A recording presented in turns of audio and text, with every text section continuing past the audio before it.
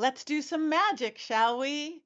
For our magic moment today, I thought I would talk about garden magic. It is springtime, flowers are blooming.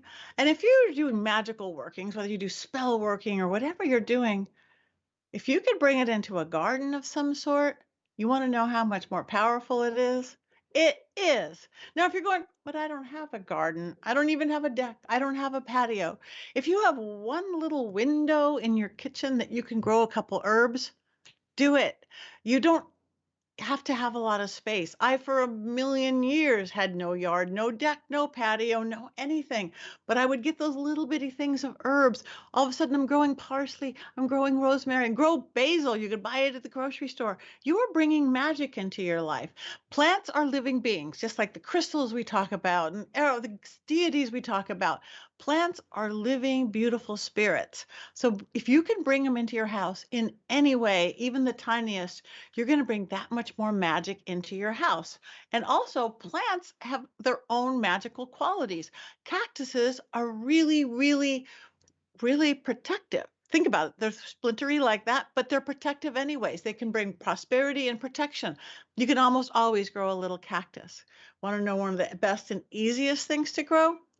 Avocado from a pit. Everybody eats avocado toast, right? Put one of those, but with the four little toothpicks in it, put it in water, start growing an avocado. It brings love into your house.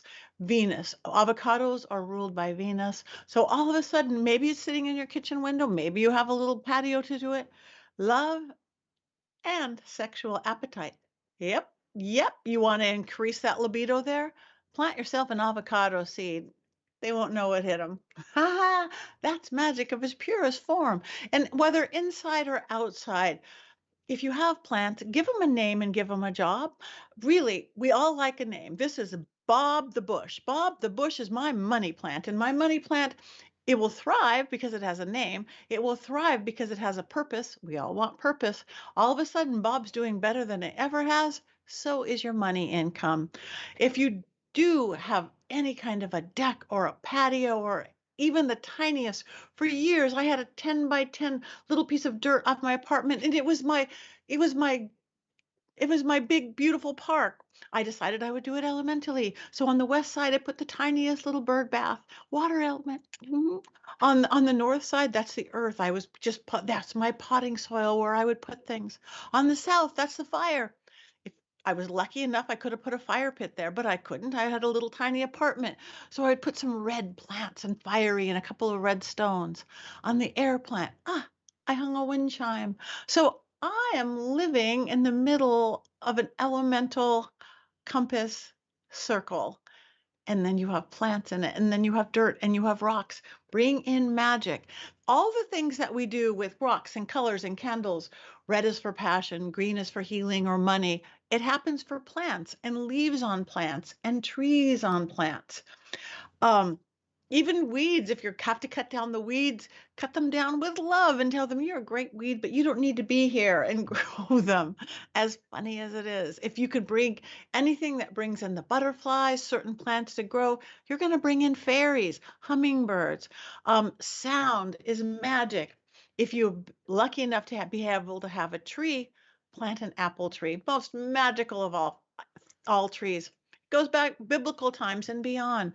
Apples are super magical, but every kind of tree has its attributes. I don't have time to go into every bush and every tree and every flower right here. I actually do teach a class on it, but that's easy to find as well. You can go find a book on garden witchery and see like, I need a little more pink flowers in my life. Roses, highest vibration of all flowers. There's warding plants, there's protection plants, there's the health plants along the way. So remember, your garden is magical as inside your altar, as inside your ritual, but even more so because it's living, breathing spirits and entities.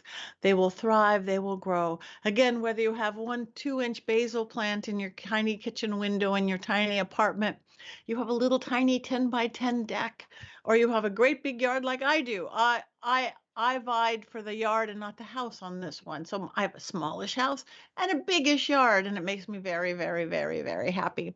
Draw sigils and symbols in the lawn. How you see old fashioned, whether you're to stick on the dirt and you're drawing dollar signs and hearts, if you're painting onto fences, all the magic that you do in your ritual work, in your spell work, on your altar, take into your garden, whatever your garden may be.